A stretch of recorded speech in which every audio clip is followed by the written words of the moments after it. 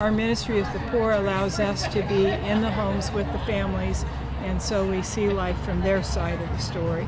Like the man who, with tears in his eyes, said, "I don't want my children to hear me asking for help. I've never had to in my life, and now I don't have the ability to pay my light bill." And then you have people who are saying people are poor because they want to be, it's their choice, they're on welfare because of that, and you just need to bring people this type of a story so that they know it's very real, that people aren't choosing it. This is the first time in their life they're poor, or they've had a major medical problem in the family and they aren't qualified for getting health care, and so it's an endless black hole for them. I was in foster care at a very young age. I started to be molested at a very young age, by the age of 5. I was a runaway at the age of 15, and I began to have to do things just to have a place to stay. Yep. And so I was introduced to drugs, didn't know the pros and cons of doing drugs, but that was my scapegoat. It allowed me to not deal with my reality. Yep. And that led me down a road of homelessness, being incarcerated numerous of times, 87 to be exact. Whoa.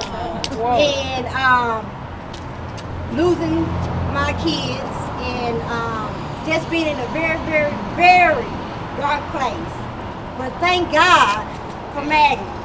Magnum is a 2-year residential program who do not receive any federal or government assistance, and Thistle Farms is the social enterprise of Magnum.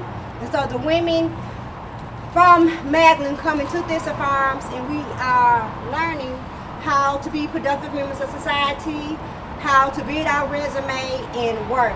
The poorest of the poor, the poorest kids in the entire state, their parents come to the food pantry I help to get help.